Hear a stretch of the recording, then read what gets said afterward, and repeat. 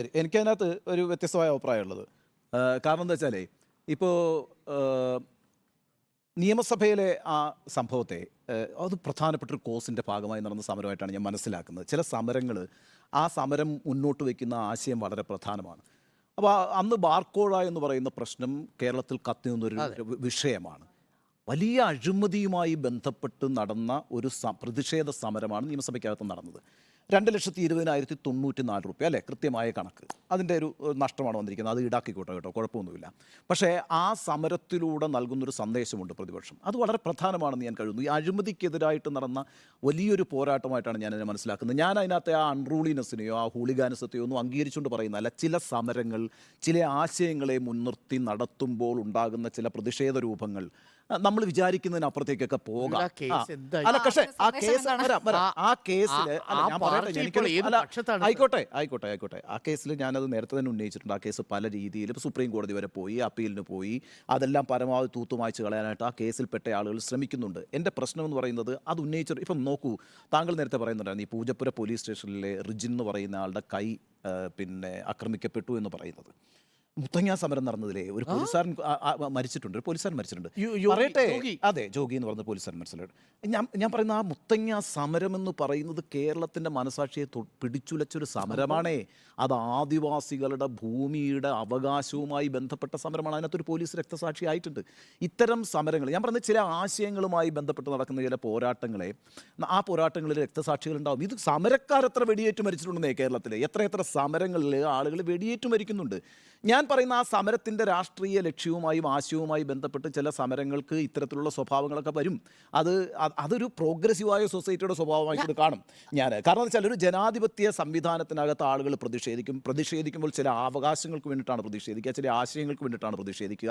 ആ ആശയങ്ങൾക്ക് വേണ്ടിയും അവകാശങ്ങൾക്ക് വേണ്ടിയിട്ടുള്ള സമരങ്ങൾ ചിലപ്പോൾ സമരതീഷ്ണമായിട്ടുള്ള രക്തരൂഷിതമായി മാറാനുള്ള സാധ്യതയുണ്ട്. രക്തസാക്ഷികൾ ഉണ്ടാകാറുണ്ട്. ചിലപ്പോൾ പൊതുമുതൽ നശിപ്പിക്കപ്പെടാറുണ്ട്. നമ്മൾ പല അവകാശങ്ങളും നേടിയെടുത്തിട്ടുള്ളത് ഈ ബസ്സിന് കല്ലെറിഞ്ഞും ബസ്സിന് ചിലപ്പോൾ തീ വെച്ചിട്ടും ഒക്കെ തന്നെയാണെന്നേ. അപ്പോൾ അത്തരത്തിലുള്ള സമരങ്ങൾ ഉണ്ടായിട്ടുണ്ടെങ്കിൽ അതിൻ്റെ നേട്ടങ്ങളും ഉണ്ടായിട്ടുണ്ട്. എൻ്റെ പ്രശ്നം, ഞാൻ ഇതിനകത്ത് ഈ പറയുന്ന ഭരണകൂട ഭീകരത എന്ന് പറയുന്നത്, അതിനകത്ത് നികേഷ് ഉപയോഗിച്ചൊരു വാക്കുണ്ട്, ഇമോഷണൽ ആകേണ്ട കാര്യമില്ല. ശരിയാണ്, ഇതിനെ ഞാൻ ഇമോഷണലായിട്ട് കാണുന്നില്ല. എന്ന് മാത്രമല്ല, ഞാൻ എൻ്റെ അഭിപ്രായം പറഞ്ഞപ്പോൾ തന്നെ പറഞ്ഞിരുന്നു, ഈ PDPP ആക്ട് ആയാലും IPC 333 ആയാലും സ്വാഭാവികമായും അത്തരത്തിലുള്ള വകുപ്പുകൾ ചുമത്തിയാൽ കേസിൽ അറസ്റ്റ് ചെയ്യപ്പെടും. അത് ഞാനാണെങ്കിലും അറസ്റ്റ് ചെയ്യപ്പെടും. അതിനകത്ത് യൂത്ത് കോൺഗ്രസിൻ്റെ സംസ്ഥാന അധ്യക്ഷൻ എന്ന നിലയിൽ എന്തെങ്കിലും ഒരു ഇമ്മ്യൂണിറ്റി രാഹുൽ മാങ്കൂട്ടത്തിന് ഉണ്ടെന്ന് ഞാൻ വിചാരിക്കുന്നില്ല. അങ്ങനെ കൊടുക്കണമെന്ന് ഞാൻ പറയുന്നില്ല. പ്രശ്നം എന്താണെന്ന് വെച്ചാൽ, ഞാൻ അതുമായി ബന്ധപ്പെട്ട് അതൊരു ഒറ്റപ്പെട്ട സംഭവമല്ല എന്ന് പറഞ്ഞുകൊണ്ടാണ് ഞാൻ എൻ്റെ അഭിപ്രായം വിശദീകരിച്ചത്. ഈ ഭരണകൂട ഭീകരത എന്ന് പറയുന്നത്, അരുണേ, നമ്മളത് ഈ എപ്പോഴും അത് വലിയ സംഭവം. ഇപ്പോൾ ഗ്യാസ് ചേമ്പർ ഉണ്ടാകുമ്പോൾ മാത്രമല്ല ഭരണകൂട ഭീകരത ഉണ്ടാവുക, അടിയന്തരാവസ്ഥ പ്രഖ്യാപിക്കുക മാത്രമല്ല ഭരണകൂട ഭീകരത ഉണ്ടാവുക. ഭരണകൂട ഭീകരത എന്ന് പറയുന്നത്, നിങ്ങളുടെ ജീവിതത്തിൽ ഏതെങ്കിലും തരത്തിൽ ഭയചകിതനാകുന്നുണ്ടെങ്കിൽ അതൊരു ഭീകരതയാണ്. ഏതെങ്കിലും രീതിയിൽ ഇപ്പം നമ്മൾ ഒരു പ്രത്യേക കാലഘട്ടത്തിൽ എന്തെഴുതിയാലും അത് രാഷ്ട്രവിരുദ്ധമായി പോകുമെന്ന് പറഞ്ഞ് ഭയപ്പെടുത്തിയിട്ട് ആളുകളെ മാറ്റിക്കളഞ്ഞില്ലേ നരേന്ദ്രമോദി? എങ്ങനെയാണ് ഈ പറയുന്ന എത്ര എന്താണ് അതിന് പറയാ, ആ കേസ് രാജ്യദ്രോഹ കുറ്റത്തിൻ്റെ അടിസ്ഥാനത്തിൽ എത്ര പേർക്കെതിരായിട്ടാണ് ഈ പറയുന്ന കേസുണ്ട്? വെറുതെ ഒരു കേസം ഇടുകയാണെന്നേ, വെറുതെ ഒരു കേസം കിട്ടേക്കുകയാണ്. അത്തരത്തിൽ നിങ്ങളെ അനുഭവിപ്പിക്കും ഈ പറഞ്ഞ ഭരണകൂടം. അത് ഈ പറഞ്ഞ ഗ്യാസ് ചേമ്പറും അടിയന്തരാവസ്ഥയൊന്നും വേണ്ട, ആ രീതിയിലാണ് ആ ഭീകരത വരുന്നത്. അത് ഞാൻ ഈ പറഞ്ഞത് കഴിഞ്ഞ കുറേ നാളുകളായിട്ട് കേരളം കാണുന്നുണ്ടെന്നാണ് ഞാൻ ഈ പറഞ്ഞത്. അത് ഒരു തരത്തിലുള്ള ഈ പോലീസിനെ നിങ്ങൾ വേറൊരു രീതിയിൽ ഉപയോഗിക്കാൻ ശ്രമിച്ചു തുടങ്ങിയാൽ ആ സെക്കൻഡ് മുതൽ ആ ഭരണകൂടം ആൻറ്റി സോഷ്യലാണെന്ന് വിചാരിക്കുന്ന ഒരാളാണ്. സമൂഹ വിരുദ്ധമാണ് ആ സർക്കാർ. നിങ്ങൾ പോലീസിനെയൊക്കെ ഉപയോഗിക്കുന്നൊരു പ്രത്യേക രീതിയുണ്ട്. പോലീസിന് എനിക്ക് അത്ഭുതം തോന്നിയിരുന്നു. ഇന്നിപ്പോൾ ഈ നമ്മുടെ ഇദ്ദേഹം ഉണ്ടല്ലോ, P. രാജീവിൻ്റെ ഒരു ബൈറ്റുണ്ടല്ലോ, നിയമത്തിൻ്റെ വഴിക്ക് പോകുന്നത്.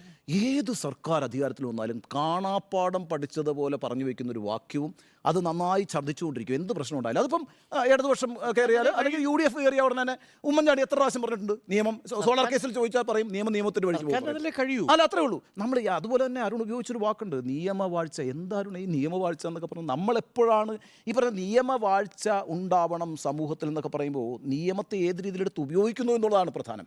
ഈ നമുക്ക് ഇപ്പം നല്ല രസകരമായിട്ടാണ് അടിയന്തരാവസ്ഥ കാലത്ത് നിയമവാഴ്ച ഉണ്ടായിരുന്നു. അറിയാമല്ലോ, 9 മണിക്ക് ട്രെയിൻ പുറപ്പെടുമായിരുന്നു. കൃത്യം 9 മണിക്ക് ട്രെയിൻ പുറപ്പെടും. 10 മണിൻ്റെ സമയം ഉണ്ടെങ്കിൽ ഓഫീസിൽ ആളുകൾ പഞ്ച് ചെയ്തിരിക്കും, കയറിയിരിക്കും. അങ്ങനെ 20 സീറ്റ് കേരളത്തിൽ നിന്ന് കൊണ്ടുപോയത്. കാരണം ഗംഭീരമായിരുന്നു നമ്മുടെ ജീവിതം എന്ന് പറയുന്നത്. അപ്പോൾ ഇതങ്ങ് തുടർന്നോട്ടെ എന്ന കേരളത്തിൽ ഞങ്ങൾ തീരുമാനിച്ചത്. നോക്കൂ, ഈ പറയുന്ന നിയമവാഴ്ച എന്ന് പറയുന്നത് പറയുന്നത് വളരെ സൂക്ഷിച്ചുപയോഗിക്കേണ്ട ഒരു പ്രയോഗമാണ്. ഭരണകൂട ഭീകരത എന്ന് പറയുന്നത് എപ്പോഴും ഈ പറയുന്ന വലിയ സംഭവങ്ങളിലൂടെ അല്ല, അത് ചെറിയ ചെറിയ ആക്റ്റുകളിലൂടെ നിങ്ങളെ ഇപ്പോൾ ഈ പറയുന്ന യൂത്ത് കോൺഗ്രസിൻ്റെ അധ്യക്ഷനെ അറസ്റ്റ് ചെയ്യുന്നു.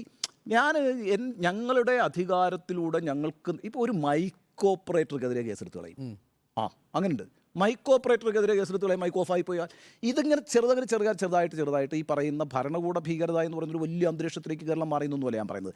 അതിൻ്റെ സ്വഭാവങ്ങൾ കാണിക്കാൻ അനുവദിക്കരുത്. അവിടെയാണ് എൻ്റെ ഇമോഷൻ നിൽക്കുന്നത്. അത്തരം സ്വഭാവങ്ങൾ കാണിക്കുന്ന സർക്കാരുകളെ നിലയ്ക്ക് നിർത്തിയിട്ടുണ്ടെന്ന് ഈ സൊസൈറ്റിയെക്കുറിച്ച് നമുക്കുള്ള ഒരു അഭിപ്രായം എനിക്കതാണ്.